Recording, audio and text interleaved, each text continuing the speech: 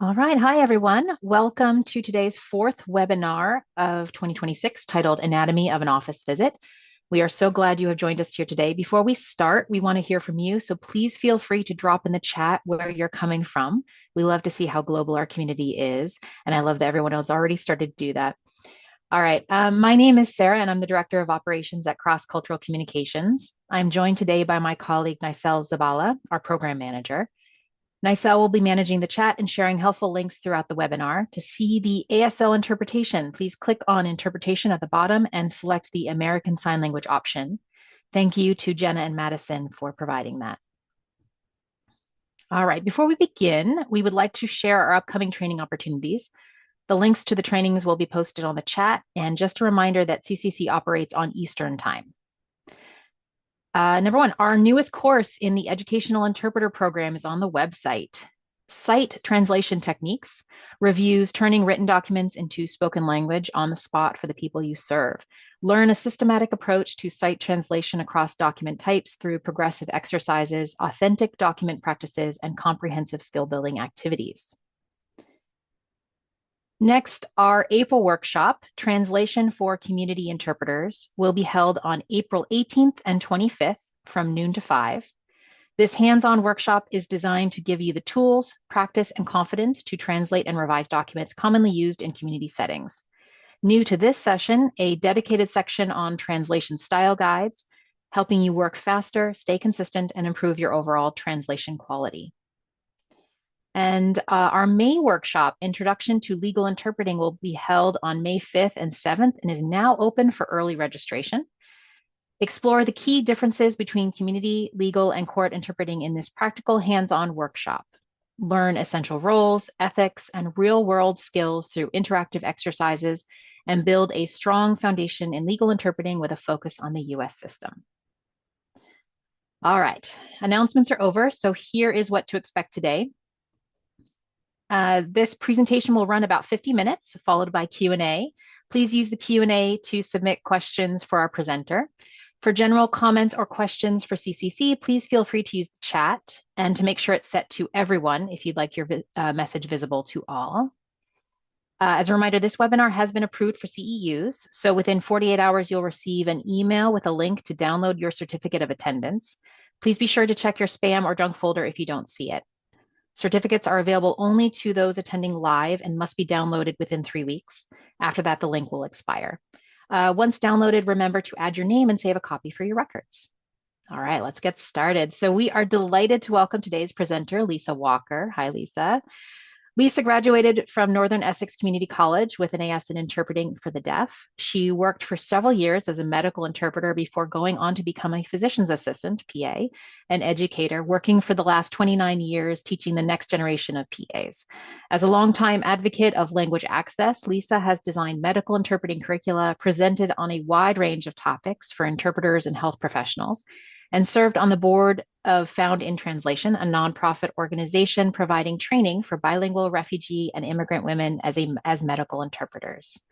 Lisa will be presenting at the upcoming Paving the Way to Healthcare Access Conference in Boston on May 15th and 16th.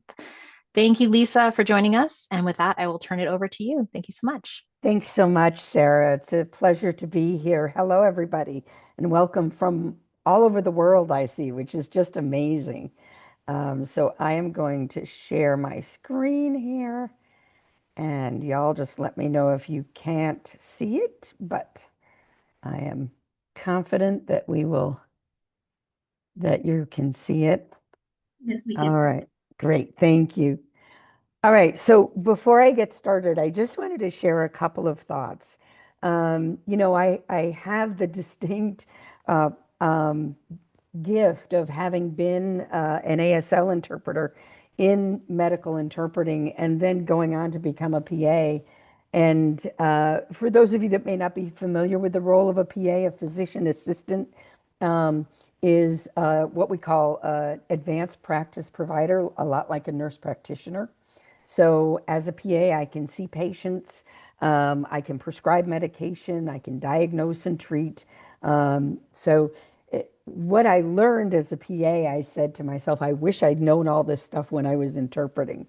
So I kind of condensed some of the basics that I felt would have been most helpful to me as an interpreter, as a medical interpreter, into this talk. And the goal of this talk really is to give you that context for what to expect in a medical encounter and really what I'm thinking as the healthcare provider, because we've all been patients, so we understand what the patient is thinking and feeling and what the patient is trying to communicate.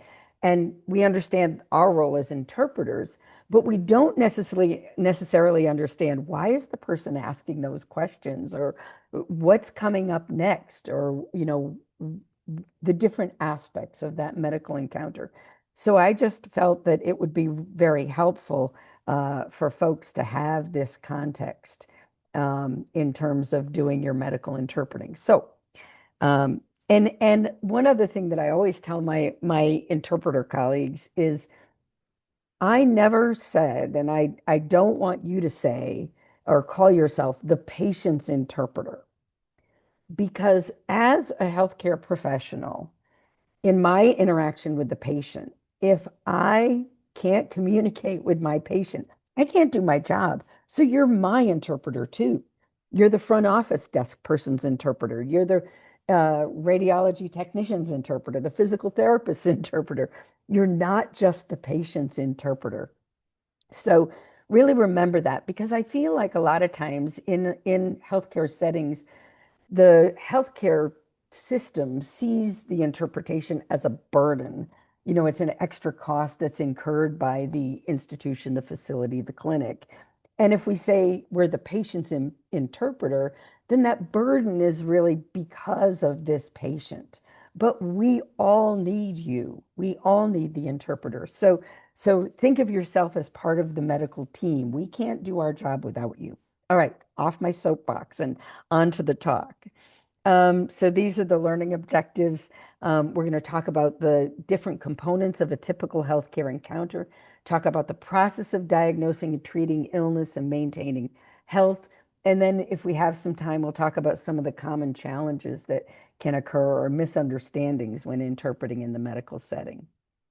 So my goal here, and the reason I call it the anatomy of an office visit, is we're going to get you inside the healthcare provider's head so you can understand how we think and what our goals are as we move through a typical encounter with a patient. So the art of diagnosis, when a patient comes in, unless they're there for a simple checkup and they have zero complaints, no concerns, no symptoms, which is very rare, um, then we're always trying to figure out what's going on and how to treat it, right? And the way we do this is, as we work through the medical history and the physical exam, we are coming up with a list of possibilities of what could be causing this patient's symptoms. And that's called the differential diagnosis. So it's a list of possibilities that are causing this patient's. Let's use the example of chest pain. Okay. So we hear chest pain, and the first things that pop into our head are going to be things that could kill the patient quickly, right? We want to rule out those emergent situations right away. So we're going to be thinking heart attack. We're going to be thinking aneurysm. We're going to be thinking pulmonary embolism, right? Those really serious things. And once we rule those out, which means it doesn't sound like that's what's going on based on what the patient is telling me, then we start focusing on questions related to less serious things, which might be costochondritis, which is a rib pain. It's a problem with the ribs. Might be pneumonia. Um, it might be just a pulled muscle, right? So we'll start asking questions that are going to help us figure out what's causing it. But those early questions are really designed to rule out the very serious, life-threatening diagnoses.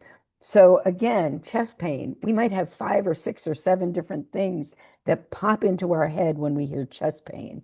Same thing with headache, cough, any symptom, you name it, there's going to be at least 3 different conditions that we're going to have on that list. And when I teach my physician assistant students, we want them to have what we call a broad differential diagnosis list. We want them to think of as many possibilities as they can think of.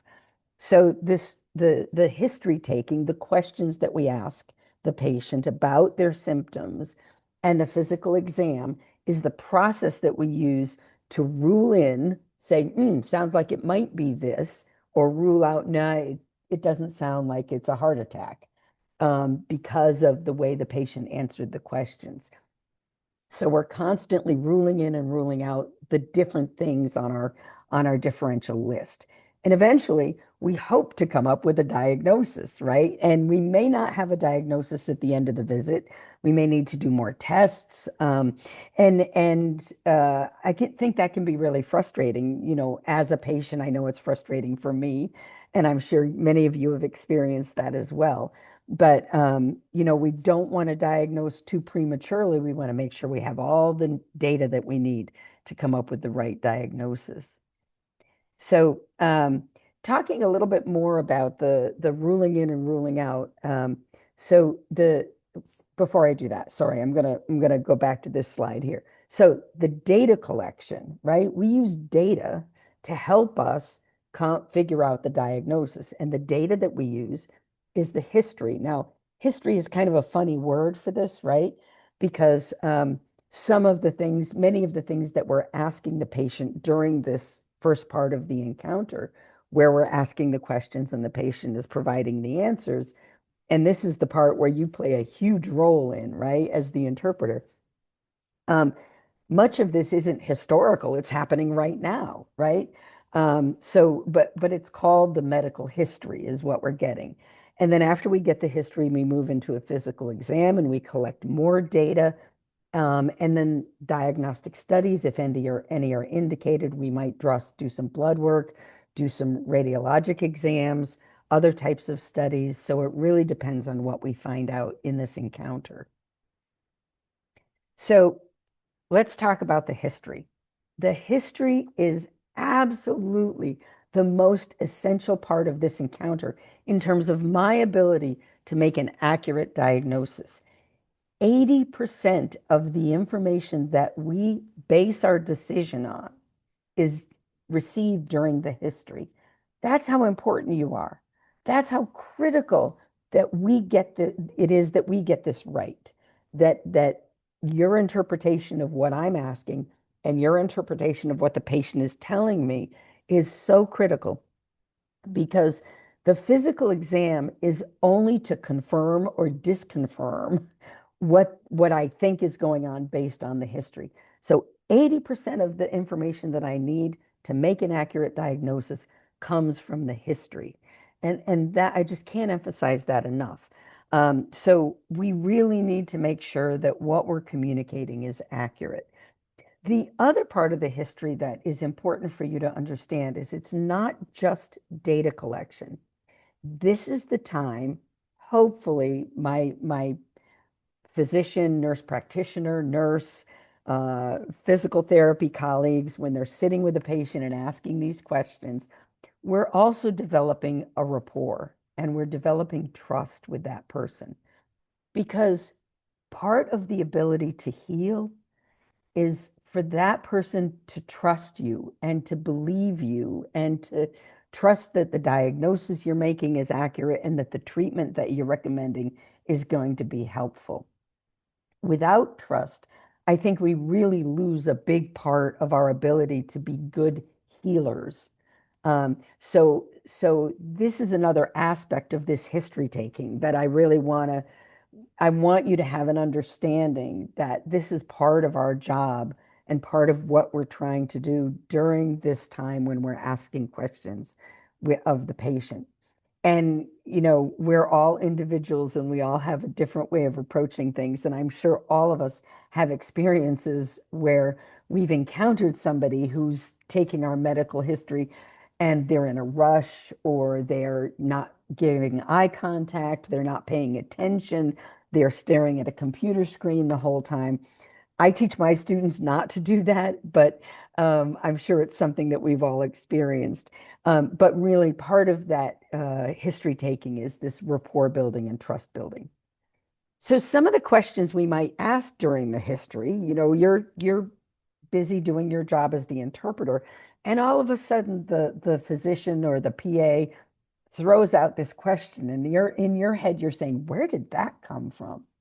And it's important to understand that we never ask a question unless it's important for us to know in order to help maintain and improve, potentially improve the patient's good health. So we're never asking things just because we're nosy. There's always a reason that we're asking. And some of the questions that may also seem unrelated to why the patient is there if you don't have medical training. So I just want to point out a couple of examples of this. So for example, a woman is presenting with abdominal pain. The healthcare provider will start asking questions about sexual history, about vaginal discharge. Why are they asking these questions when the woman has abdominal pain? She's pointing to her belly, her abdomen. Well, our pelvic organs live in our abdomen for women, right? So it could be a sexually transmitted infection. It could be something to do with the uterus, with the ovaries.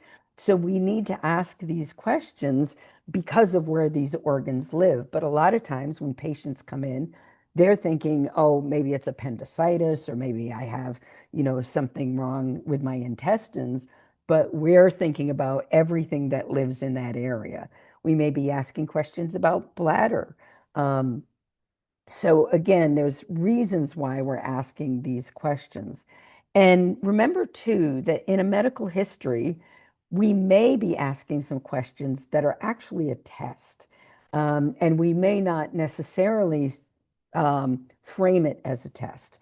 For example, if we're asking a patient about their mood, have you felt sad or blue much of the time? Have you lost interest in things that you used to really enjoy doing? Those are questions that are related to diagnosing someone with depression. There's actually a list of questions that we ask when we are trying to figure out if somebody is suffering from depression. So those questions are more like a physical exam, if you will, than they are a history. And that we're actually collecting data that's going to help us rule in or rule out depression as a cause of the patient's symptoms. Another type of test that involves asking questions is the mini mental status exam. And this is a test for dementia or cognitive impairment, where we might ask questions like, can you tell me what day it is? What is today's date? Can you tell me what you had for breakfast this morning? This is a tough one for interpreters. Um, because we'll ask the patient, spell the word world backwards.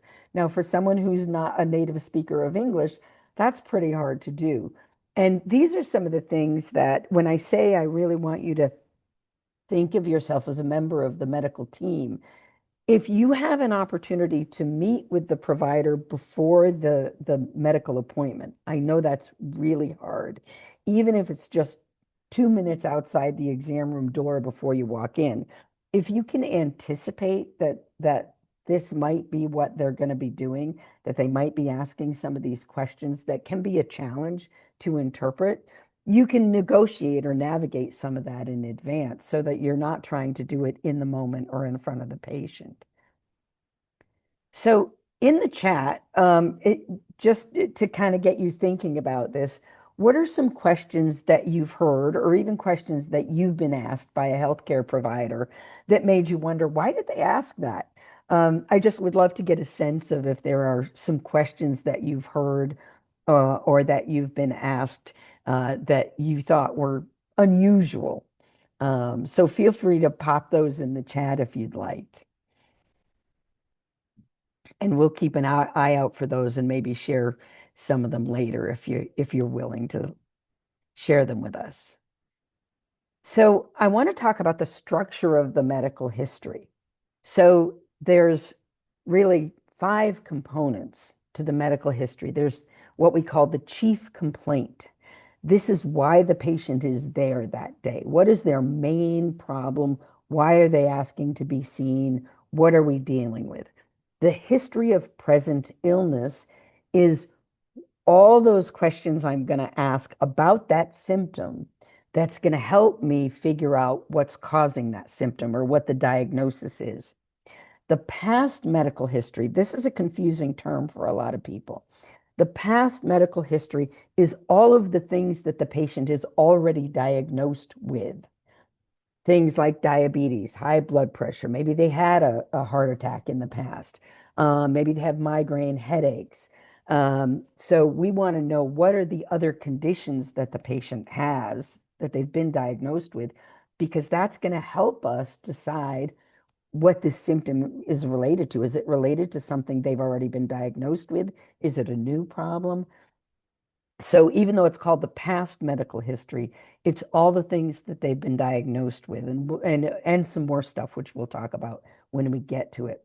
The family history helps us determine if there are genetic or inherited risks that this patient has that could lead us to a diagnosis.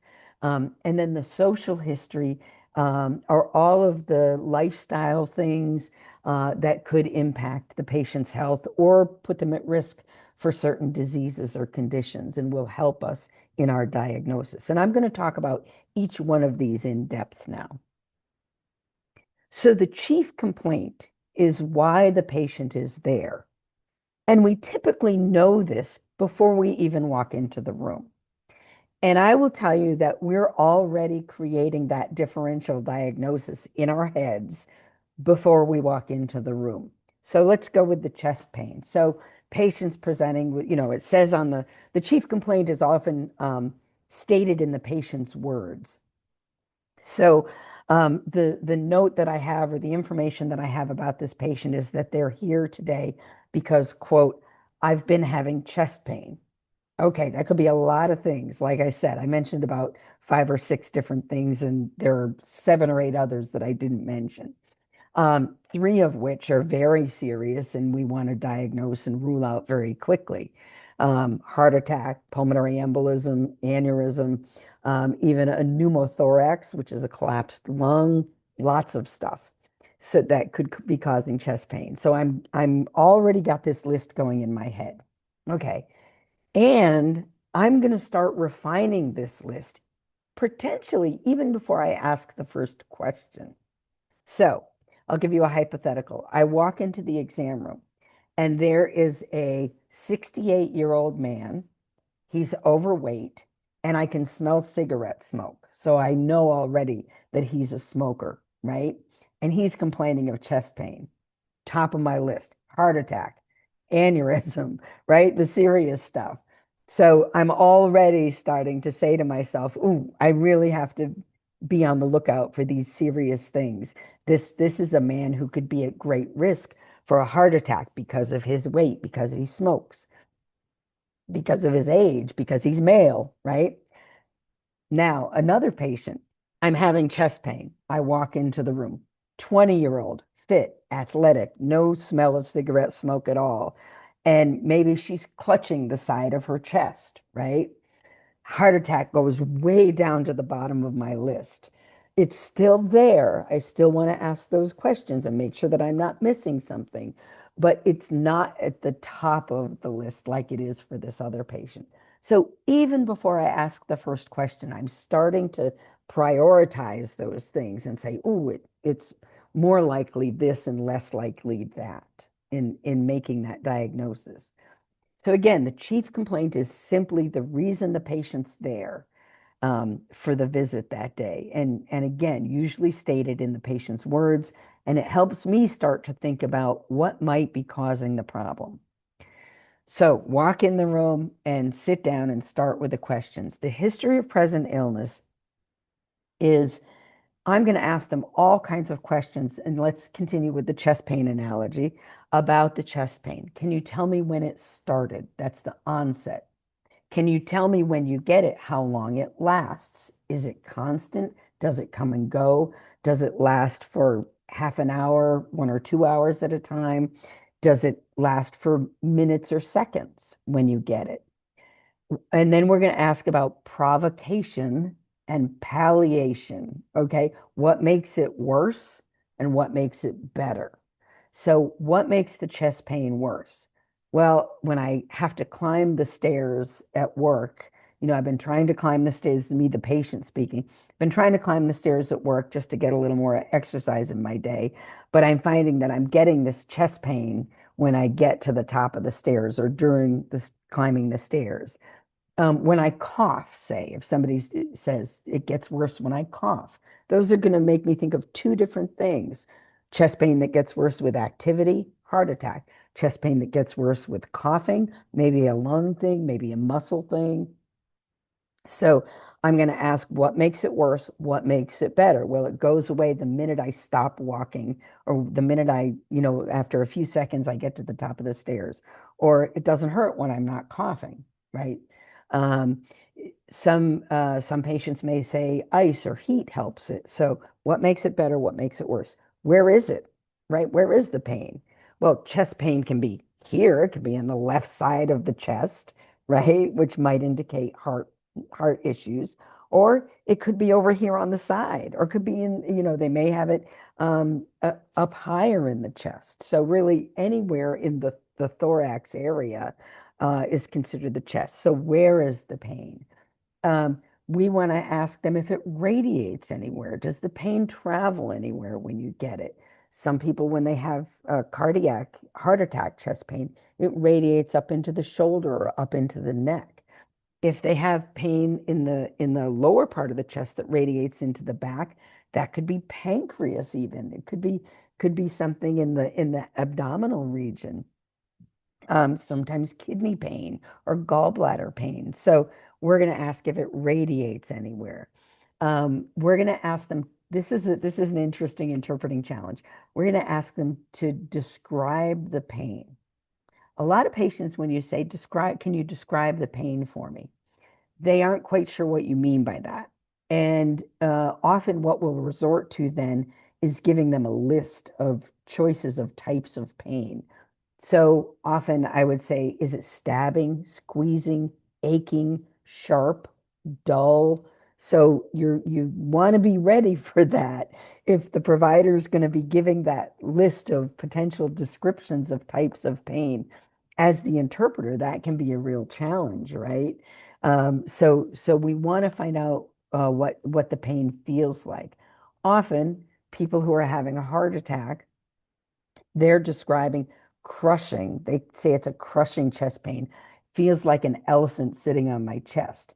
If somebody says it's a sharp stabbing pain, I'm not thinking heart attack at that point because that is not a description of cardiac type of chest pain. So this history of present illness is really, really important and has a lot of different pieces to it. Now, I'm describing pain, right, which is a fairly easy one, and there's lots of aspects to it. What if somebody's there because they've had, let's say, vomiting after eating a meal? They've been, every time they eat, they feel nauseous and they start to throw up. So I'm going to be asking things like, can they relate it to any types of food? When they do throw up, this is a little gross, but what does it look like? Is there any blood in the vomit? Do they notice any dark or black sputum or vomit? Do they ever cough up blood? So when it's not pain, there'll be other types of questions that we're going to ask. But again, the focus here is to really help us understand this symptom and to really get a good description of when it comes on, how often they get it, how much if it's affecting their day-to-day life. And then back to the pain, one other thing I failed to mention, but I want to.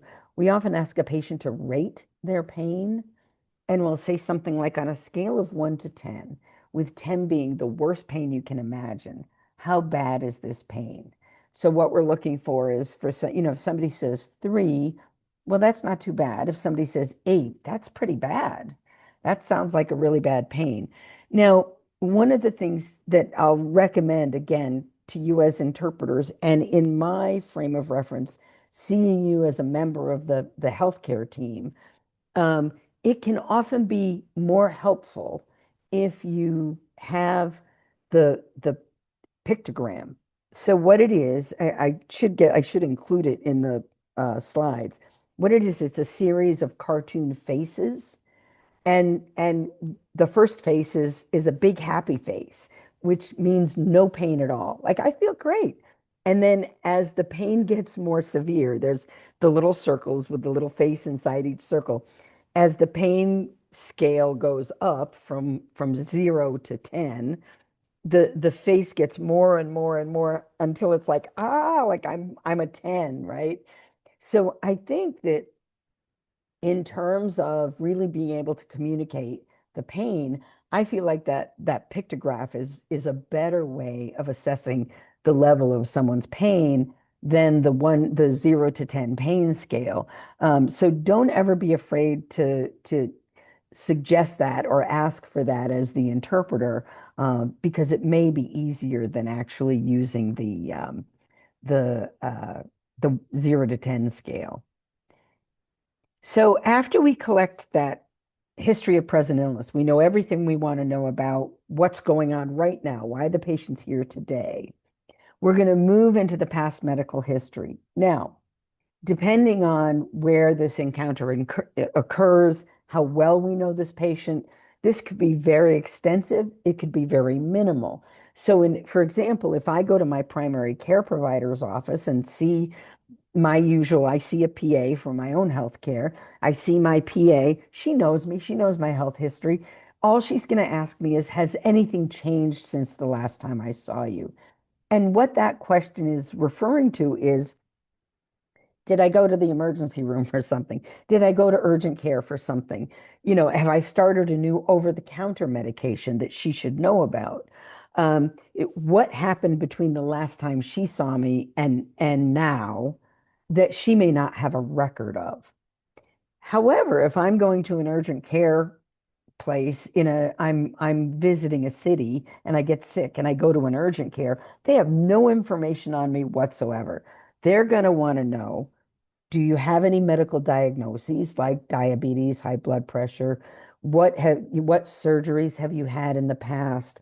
Have you been hospitalized in the past for any reason? Do you have any history of cancer, heart disease? They're going to ask a whole series of questions. Are you up to date on your immunizations? They're going to ask about all that health history stuff, just because it really can be important. If I'm presenting to an urgent care center with a cough and a fever, they're going to want to know, did I get a flu shot? Did I get a COVID vaccine? Right? Did I get the RSV vaccine?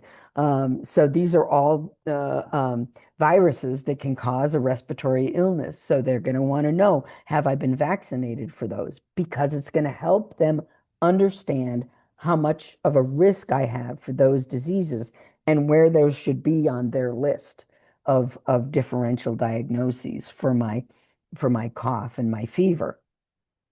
Um, so that's the past medical history, is all those things that I've been diagnosed with, any surgeries that I had, any hospitalizations that I had. They're going to want to know all the medications that I take. Very important. And this can be a real challenge for patients. You get an older patient who's on 6, 7, 8, 9 different medications. They may not remember all the names. They may say, well, I take the blue pill for my diabetes. I have that little oval pill that I take for my blood pressure.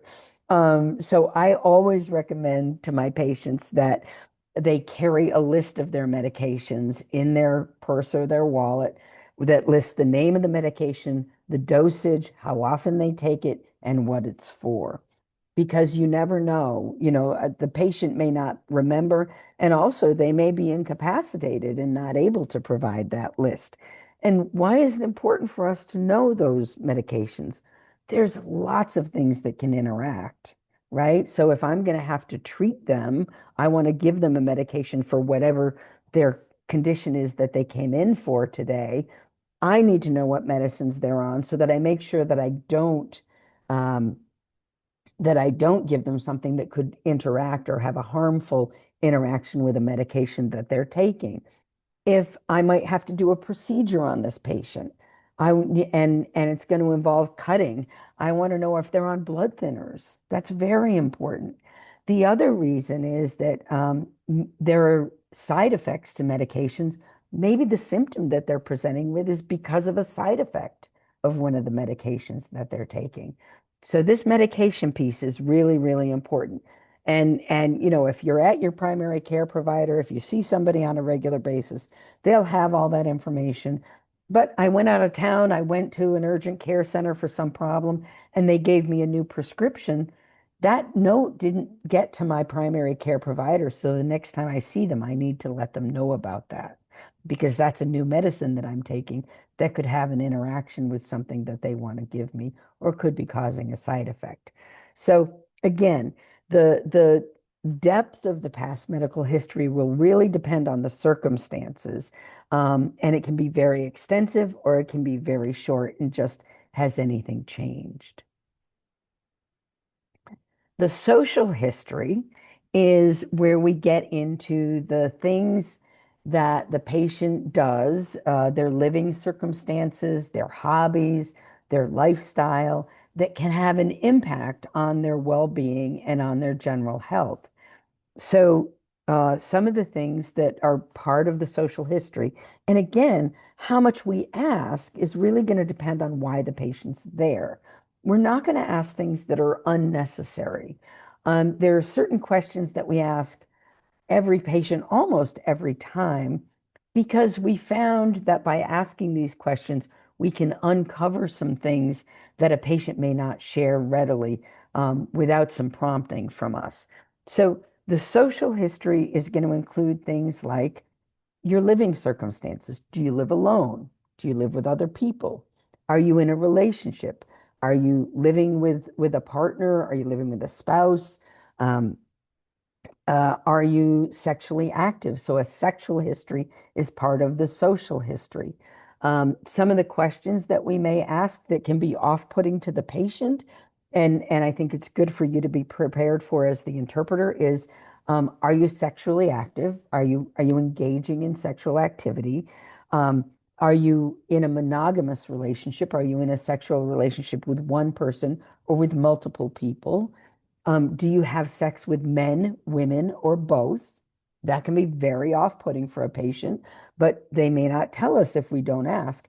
And it's very easy to make assumptions that somebody who is married is in a monogamous relationship. Somebody who's married to a man only has sex with that one man, and that may not be the case. That's an assumption. And knowing that information can be very important for that patient's overall health. We may ask them questions like, this one is always tricky. Do you feel safe at home? Now, what does that mean? Why am I asking that question? And I think on the healthcare provider's part, the onus is on us to be clear about what we're asking when we ask that question. And that question really has to do with, do you feel safe with the person that you're living or people that you're living with? Are you in a relationship where you're being either emotionally or physically abused? Now, if we're talking to an older patient who lives home all by themselves, is their environment safe, right? Are they safe in their environment? Are they at risk of falling? Are they able to take their meds on their own? Are they able to cook their own meals? So we need to be specific when we ask that question. But these all might be things that we would ask the patient, depending on why they're there, the purpose of the visit, and again, that list of things that we're thinking might be causing their symptoms. Um, so living environment, relationships, sexual history. We're going to be asking them about their diet, perhaps. And a good way to ask this question is, give me a typical day for you, what you eat in a typical day. What do you have for breakfast? What's lunch look like? And what's dinner look like on a typical day? We're going to ask about physical activity, how much physical activity they're getting. We might ask them about the quality and quantity of their sleep. We may ask them about the stress in their lives. We may ask them things like, uh, are they having any concerns about memory issues? Are they having problems managing their day-to-day needs? For older patients, there's something called the activities of daily living. And these are the basic things that we need to be able to do to take care of ourselves: grooming, bathing, toileting, dressing, and feeding ourselves. Those are the ADLs. And then the IADLs are the instrumental activities of daily living. And those are like cooking, cleaning, laundry. Those are the types of things that we need to be able to do just to survive in our environment, right? So we may ask those as part of the social history. Um, so the social history is really designed to uncover those life circumstances that could be impacting a person's health and have a contribution to the symptoms that they're having. The last part of the social history is substances. So we'll ask about alcohol or drugs. And again, it's really important that we not make assumptions that just because somebody is a 78-year-old widowed woman, that she's not drinking alcohol, that she doesn't use any illicit drugs or marijuana or prescription painkillers, that she's using that aren't prescribed to her. We have to be very careful about not making assumptions. Um, and also to ask these questions in a way so that patients understand there's nothing about you personally that made me ask this question. So I often will start this by saying, now this is something I ask all my patients, and these are important questions, important things for us to know so that we can make sure that we're taking care of the whole picture, that we have the whole picture of your health and your lifestyle. So then I would say, do you drink alcohol? Yes. Do you drink daily? Yes or no? And if so, if daily, how much in a typical day? Do you use any illicit drugs, marijuana, any prescription medications that weren't prescribed to you? So those would be the types of questions that we would ask. And that's the social history. And so, some aspects, I love this cartoon just because I think it's kind of funny. Like the doctor is saying to the patient, whoa, that's too much information for me. But really, there's no such thing. And this is part of that rapport building, right? If a patient doesn't trust me, if I look hurried, if I'm rushing through the history, how open do you think they're going to be with me about some of these very sensitive topics? So, sitting down, making eye contact, facing the patient, those are all things that I should be doing to build this trust and rapport so that they are willing to share some of those very personal things with me. And I get a full, true picture of what's going on in their life. Lastly is the family history. Generally, the family history that we care about are the first degree relatives. Now, what does that mean? First degree relatives are mother, father, siblings. Okay. So mother, father, siblings, and children. So those are the people that we're directly related to, first degree. I want to know about the mother's health history, the father's health history, if they have any siblings, what are brothers or sisters, what are their health history, and if they have any children, do their children have any health issues? Um, and typically we may just say, did your mother or father have any major health conditions? Or we may say, is there any cancer in your family? Any history of heart disease in your family? How we ask this is going to really depend on why the patient's there and the symptoms that they're presenting with. Okay. What are we really trying to get at with this question? But it's important for us to know if they have any hereditary risk factors. If their father died, dropped of a heart attack at 48, that puts them at increased risk of heart disease. So that's important for me to know in this patient with chest pain, right? If I'm seeing a patient in their 20s or 30s with chest pain and they had a parent who died in their 40s of a heart attack, then I'm going to be thinking they might have a cardiac condition when I wouldn't normally think that if I didn't know that about their father, right? That's how important that is. Um, and then the second degree relatives are less important, but not not important. Okay. So second degree relatives are grandparents, aunts, uncles, cousins. And so, for example, a woman who had an aunt and a grandmother with breast cancer, okay, that's going to raise some concern for me that they may have a genetic inherited pattern of a gene that increases a person's risk for breast and ovarian cancer. And I may want to test this person for those, for having that gene, right? If they have multiple family members, whether they're first or second degree relatives, with a history of breast or ovarian cancer. So again, this is going to vary from visit to visit, and it's going to depend on why the person's there. So we went through chief complaint, history of present illness, past medical history, social history, and family history. Lastly is the review of systems. What this means is I'm going to be asking questions from different body systems, right? So for the chest pain example, I'll be asking questions that are related to the cardiac system. Are you having shortness of breath with exertion? That's a cardiac sign, even though it sounds respiratory. Are you having any swelling in the ankles, edema, which is a cardiac sign? I'm going to go to the pulmonary system. I'm going to say, are you having any cough? Are you bringing up any phlegm? Are you coughing up blood? Then I might move to the vascular system and say, are you having any headaches, any dizziness? Have you passed out at all or felt like you're going to pass out? So the review of systems is part of that. It's part of that history of present illness, but I'm checking in with the different body systems that could be related to that symptom that they're presenting with. Okay, so that's it for the medical history. That's a lot, right? We just spent like most of today on the medical history. That's how important it is. So, quick quiz. Just think about this quickly to yourself. If I ask the patient, how long have you been having these headaches? Is that history of present illness, past medical history, social history, right? What is it? Has anyone in your family been diagnosed with cancer? What part of the history is that we just went through?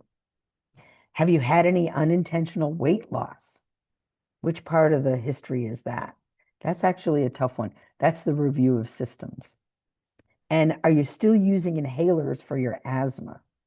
What would that be? That's going to be past medical history, right? All right. So I'm going to move on. And then do you use any tobacco products? What one is that? Do you smoke? That's actually social history. So I'm going to move on kind of quickly because I know we're getting close to the time that we want to open it up for questions. So the history is called the symptoms, right? The history is where we're finding out all about the symptoms that the patient is having. The physical exam is where we're looking for the signs that might help confirm or disconfirm a diagnosis. We're looking for clues to confirm our hypothesis of, yes, it sounds like this patient's having a heart attack, or gee, it sounds like they might be having chest pain that's related to pneumonia, right? So we're looking for physical exam clues. And really the other thing to think about, to remember as an interpreter, and you may have experienced this, we may not sit with the patient and ask all those questions that I just went through with you. We may actually ask some of those questions during the physical exam, particularly those review of systems questions. Someone's presenting with some upper respiratory stuff. They got a runny nose, sore throat. I'm looking in their ears and I'm going to say, when you've had these symptoms, have you had any ear pain, any discharge from your ear, any difficulty hearing? So it helps me to ask those review of system questions as I'm looking at the different body part that I'm asking about, because it helps to trigger my memory and helps me to think about the questions I need to ask. Diagnostic studies are the last piece of the puzzle that we may order some diagnostic studies to help us come to a diagnosis. Now, there are diagnostic studies that are used as screening tests, like a mammogram, a colonoscopy. There are diagnostic studies that we use to monitor a disease state, like the hemoglobin A1C in a patient with diabetes, or a complete blood count in a patient with anemia. And then there are diagnostic tests, like a chest X-ray, right? A chest X-ray might tell us if a patient has a pneumothorax, a collapsed lung, if they have a mass in their lungs, if they have pneumonia, we can see that on a chest X-ray. We can see if their heart is enlarged on a chest X-ray. All right, so that's going to help us diagnose. It's going to confirm something that we're probably already suspecting based on those history questions. And remember that at the end of the visit, we may not have the answer. We may need to get that chest X-ray, get those blood results, right? And how much we share with the patient may depend on how much we know at that time. If I'm thinking, I'm a little worried about cancer, I might not say to the patient, I'm a little bit worried about cancer. I might say, let's get some more tests before we, I'm going to need to get some more tests to help me figure out what's going on. I don't necessarily want the person to be walking around worried about having cancer. So again, how much we share is going to really depend on what we know about that patient, because some patients want to know everything, right? And some patients may not want to know everything right up front. And it will depend on how much we know and how sort of confident we are in our diagnosis. Um, and there may be more testing or follow-up visits that are necessary before we can come to a diagnosis. And sometimes the treatment is diagnostic. It sounds like your symptoms might be caused by reflux from the stomach up into the esophagus. So I want you to try this medication. I'm going to have you take it for a couple of weeks, and we're going to see if it helps make those symptoms better. And if it does, it means I was right. You're having reflux, right? If the symptoms go away with the medication. So sometimes the treatment helps us diagnose. So really quickly, a couple of things that can be kind of confusing during medical encounters. Medication dosing and routes are very confusing. Like when we say take a medication twice per day versus every 12 hours. That could be really different. Twice a day, I could take it at 11 and at 1, right? Only 2 hours in between the medicine versus every 12 hours at 7 a.m. and 7 p.m. So being really clear about that is important. Take it with food, with meals versus on an empty stomach. Those are very important instructions. Am I telling the patient to take it with meals because I want them to take it 3 times a day? What if they don't eat 3 times a day? They only have a late breakfast and a dinner, and that's it, right? Um, Oral versus topical medications. There can be confusion about that. So is it a liquid that's supposed to be applied on the skin, or is it a liquid that they're supposed to drink? Um, Expectations. This is really important. Is this just treating the symptoms, or is it curing the disease, right? So when we have patients take ibuprofen for pain, that's going to minimize the pain, but it's not treating the cause. It's not going to make the cause of the pain necessarily go away. Preparation for procedures or surgeries. NPO is Latin for nothing by mouth. So telling a patient that they should have nothing to eat or drink after midnight or 4 hours before the appointment, those are really important instructions because the patient's going to get to the hospital, be all ready for their procedure or their surgery. And if they didn't follow those instructions, we're going to have to cancel it. Whether or not they should take all of their medications or just some of their medications, and what medications to avoid. For example, if a patient's on blood thinners, they need to avoid it for days, sometimes weeks before a surgery or a procedure. Having people write instructions down is helpful, but if the patient cannot read in English, it's not helpful. So make sure that that's very clear. And then how is communication going to happen if it's going to be done? The nurse will call you with your pre-op instructions. Well, you're going to have to arrange interpreting for that, right?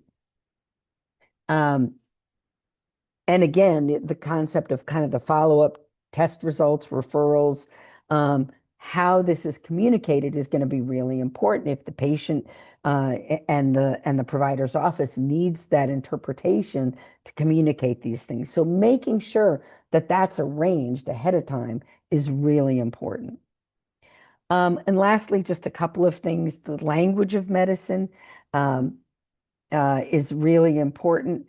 Positive and negative test results. Okay, the test we're going to do a chest X-ray, and we want to see if you have pneumonia. The X-ray is positive for pneumonia. That means you have pneumonia, which isn't a good thing. I mean, it's not terrible. We can usually treat it. It shows that there's a tumor. It's positive for a tumor. That's not a good thing. But for most people, they hear positive, they're like, yay.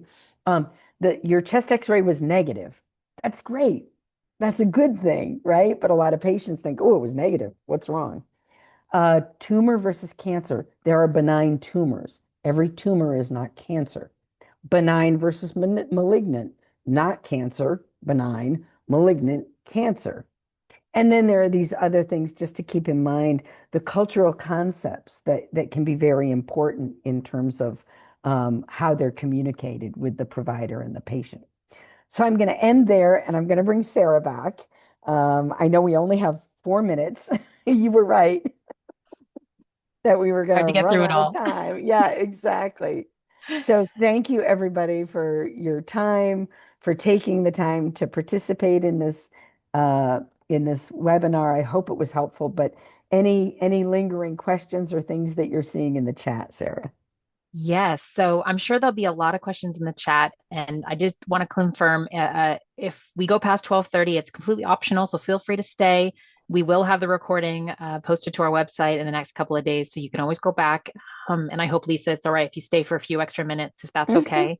mhm. So yeah, I saw a couple of questions. So I'll let folks add their own questions if they have anything more, but I found a couple of themes. So a few people asked specifically around navigating, interpreting uncomfortable questions like sex history. Mm. And somebody added, from a cultural sensitivity perspective, what strategies do you recommend for interpreting these sensitive questions to ensure accuracy and complete health history? Mm. I think part of that, the onus is really on the healthcare provider, right? So it's how we word the question, and then you having the ability to use the framing and the questioning the way the provider did. And again, one of the things that I teach my students to use and that I use myself is to always say, this is something that I ask every patient, and this is why it's important. So, for example, the example I gave of a woman presenting with abdominal pain, I might say, because your female organs live in your abdomen, I'm going to need to ask you some sensitive questions about your history around sexual activity and the potential for things that could be going on with your female organs because they're in this area and they could be causing your symptoms. Or asking about drug and alcohol. This is something that I ask all my patients. I think is a very important kind of a reminder that, and then why it's important because your diet, your exercise, and your drug or alcohol use, if there is anybody, is there is any of that, I need to know about that. And another piece is the non-judgmental as much as possible, I will maintain a neutral, non-judgmental body language, facial expression, and you really need to do the same thing as the interpreter. I think that's the other thing. If you hear a question and all of a sudden you go, or you even just a little like a little shoulder shrug, like if you have that visceral reaction, that physical reaction, the patient might pick up on that and think, oh, maybe this is a bad question. So, kind of keeping your neutral, or if the patient responds in a way that makes you say, oh, wow, I didn't expect that. I think keeping that neutrality is important. Excellent. Thank you. Another one that came up, a couple of people asked about using a lot of organizations and healthcare providers using AI or VRI. And they said currently AR or VRI is the preferred quote method of interpreting with administration and management. However, the in-person staff interpreter is always preferred by the patient. How do we build a case for the patient to have the on-site interpreter as a first resource instead of defaulting to technology? Yeah. Oh, I hate VRI. I hate AI. I think, it's interesting because I do a lot of work in Massachusetts, and the Mass Commission for the Deaf and Hard of Hearing did a bunch of focus groups. This was probably 10, 12 years ago now, where they asked about VRI versus in person. And by far, people wanted the interpreter there, absolutely screaming for it. And there's a couple of things. AI certainly and VRI very largely cannot read a lot of those important subtle clues that influence human to human communication. And I think that's our skill as interpreters, right? It's also our skill as the healthcare professional, is to be able to read the body language, read those subtle clues, and maybe ask that second question as the healthcare provider. Maybe probe a little deeper because I sense that there's something that they may be hesitating to tell me. Maybe I need to sit still for a moment. Maybe I need to be silent for a moment. And it's much harder to develop that rapport. It's hard enough to have to reveal your medical history and your personal social history to an additional stranger, the interpreter, right? But to have to do that without that person in the room, where you can feel that sense of communication and connection, even if you're not communicating directly with that person. So I think that's one. The other thing is that it's very hard for VRI and for AI to follow you. So if you need to go get a chest x-ray or go have a procedure done or go have blood work done, the real interpreter can go with you, right? And help out in that situation. So it's not as helpful. So I really think that rapport building piece and the rapport building is critical to us getting the information we need, right? And having the full history. Exactly. Thank you. Um, this was another one that came up. Can you tell us more about what interpreters could do? And this comes from your experience as a PT. Can you tell us more about what interpreters could do to make providers feel we are their interpreters as well, that we are not just there for the patients? Remind them, remind them. Say, just remind them and make it clear. I think one of the ways you can do that, if you are able to grab this person outside the exam room before you go in and say, is there anything I should know about this upcoming encounter that would help make your communication with the patient go smoother? And that is really reminding them that you need me too. So any chance you can get to grab them ahead of time.